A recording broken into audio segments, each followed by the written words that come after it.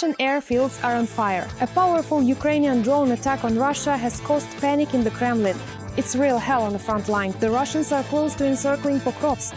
Not just the Koreans. Russia is dragging Laos into the war. Their soldiers are already in the Kursk region. Trump has finally agreed to resume arms supplies to Ukraine. China will not allow Russia to lose the war in Ukraine. An official statement from Beijing. Terrorists recognize terrorists. Moscow officially recognizes the Taliban.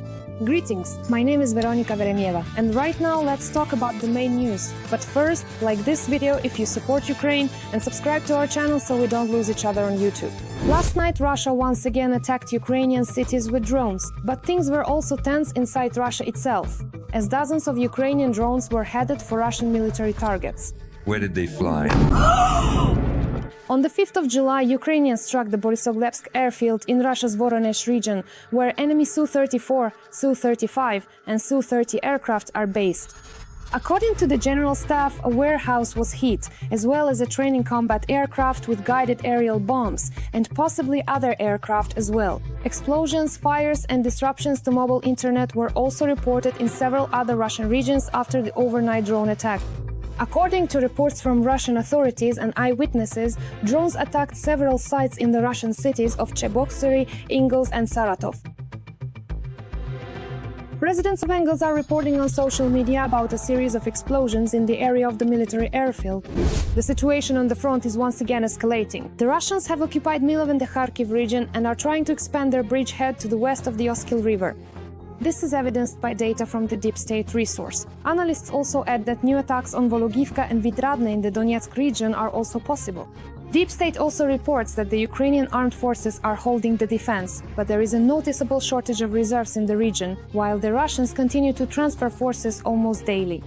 In fact, this serious problem is not limited to just one direction, and in some places it even poses a threat of encirclement for Ukrainian troops. A Ukrainian armed forces serviceman with the call sign Muchny also speaks about the shortage of infantry, particularly in Donbas. If we don't find infantry now to cover this section, we should prepare for the operational encirclement of major cities, starting from Mirnorad and up to Pokrovsk. For example, in the Mirnorad direction, heavy fighting is currently ongoing for the village of Fedorivka.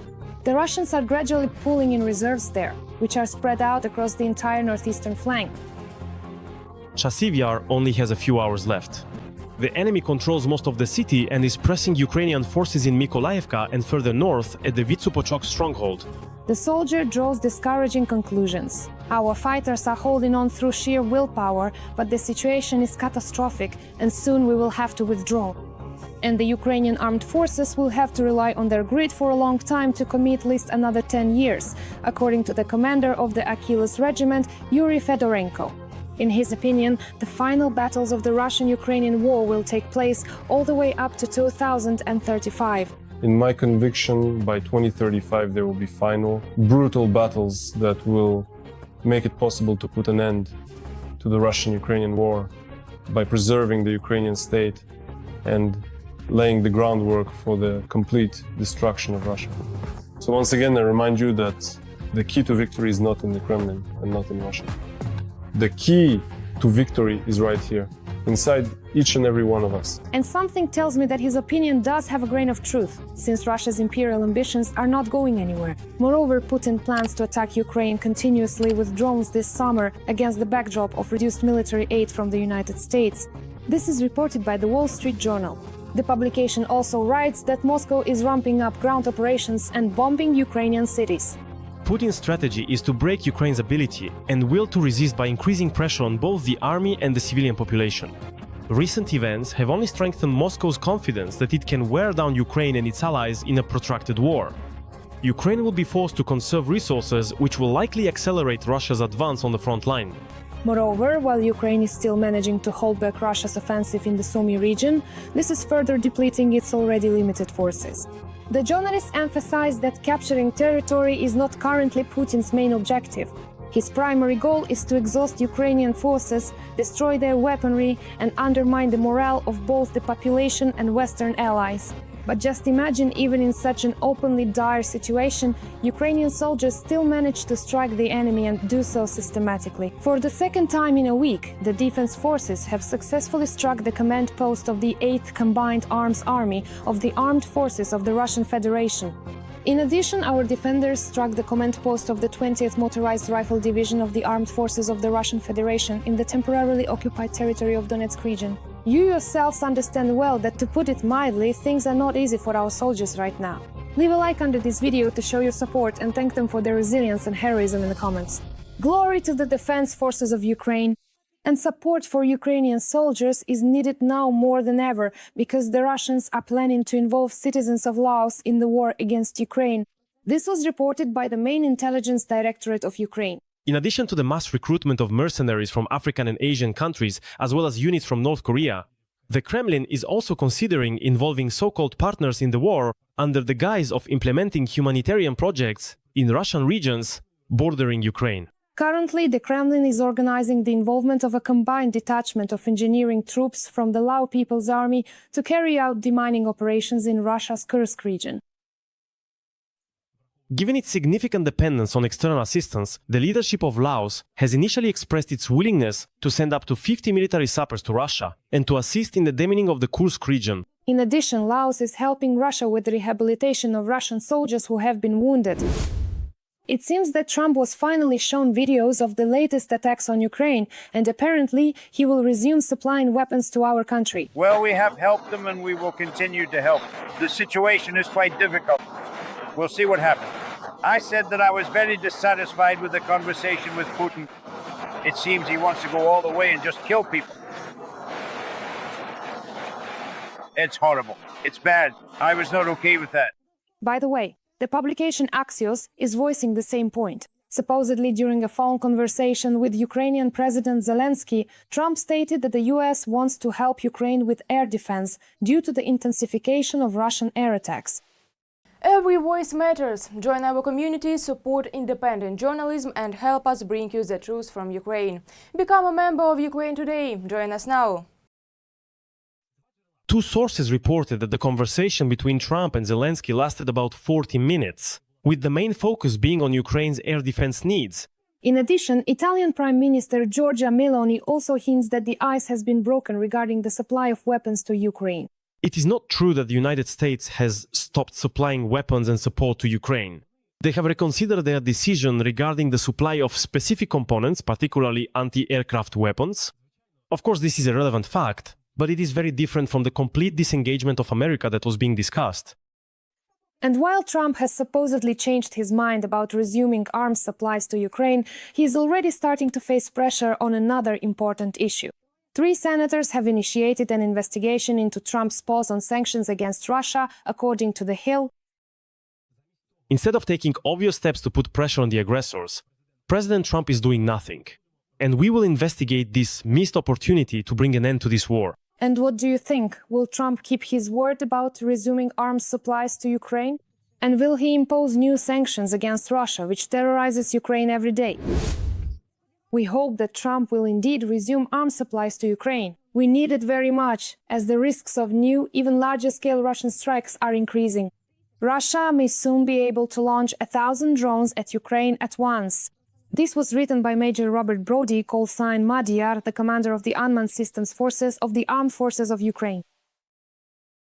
There will be 1,000 units per day, and even more. I'm not trying to scare anyone. This is an analysis of intelligence data. Other Ukrainian military personnel are also talking about this prospect. If the United States does not change its decision, it will mean even more civilian deaths and even more destroyed Ukrainian cities. China will not allow Russia to lose the war against Ukraine. This was stated by the Chinese Minister of Foreign Affairs. Is this really the case? Watch further. China is becoming an open ally of Russia. The reason for such disappointing conclusions was the oldest English-language newspaper in Hong Kong, whose journalists managed to find out what Chinese Foreign Minister Wang Yi discussed during recent talks with the European Union's chief diplomat. According to several people familiar with the course of the negotiations, Chinese Foreign Minister Wang Yi told the EU's chief diplomat that Beijing does not want Russia to lose the war in Ukraine. And although China officially continues to claim that it is not a party to the Ukraine-Russia conflict, the Chinese foreign minister's bold statement suggests otherwise. Putin is launching, let's say, a verbal offensive, scoring here and there, telling everyone that under no circumstances will he stop the war. And he's asking China for help. China's foreign minister Wang Yi arrives in Brussels and announces the same thing there, that a defeat is not in their interest. However, as they like to say across the border, things aren't so clear-cut. No matter how much Putin would like to count the great and powerful China among his allies, in the Russia-Ukraine war, the Celestial Empire is pursuing purely self-serving goals, and friendship with the Russian dictator is definitely not one of them. During a closed-door meeting with Kallas, the head of the Chinese Foreign Ministry stated that a Russian defeat is unacceptable for Beijing. According to sources, Wang explained his position by expressing concerns that in such a case, the United States would then shift its full attention to China. So it turns out that during the official meeting in Brussels, the conversation might have been about something entirely different. And the Kremlin started celebrating prematurely. We see these words from Wang Yi, which are quoted by the South China Morning Post. This newspaper is well-known, influential, and, so to speak, has its own insiders. What he actually said, maybe even this newspaper doesn't know, did he say, we cannot allow Russia to be defeated? Or did he say, we cannot allow? And such a scenario of European-Chinese negotiations is already much more plausible, analysts assure.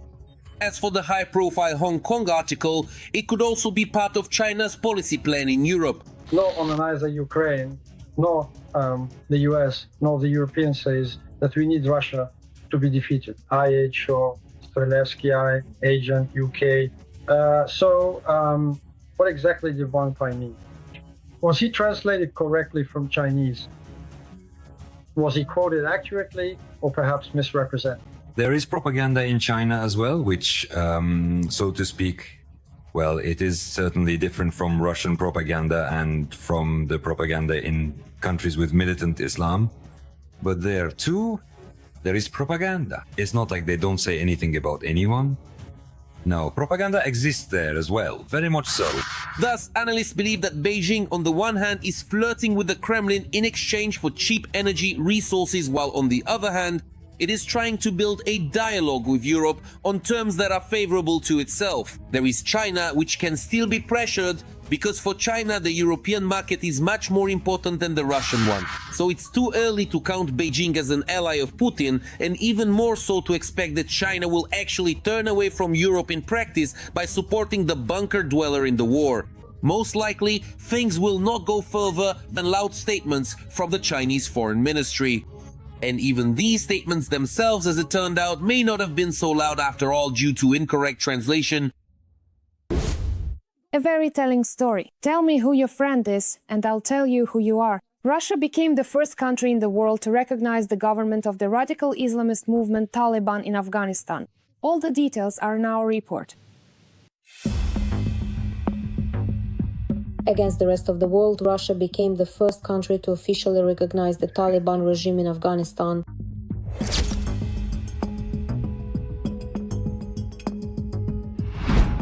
On Thursday, the Russian Foreign Ministry announced that it had accepted the credentials of the new Afghan ambassador. A symbolic confirmation of recognition was the flag raised above the embassy in Moscow. Until now, no country had officially recognized the Taliban as the legitimate government of Afghanistan. At this moment, the Russian dictator truly remains isolated and unwelcome.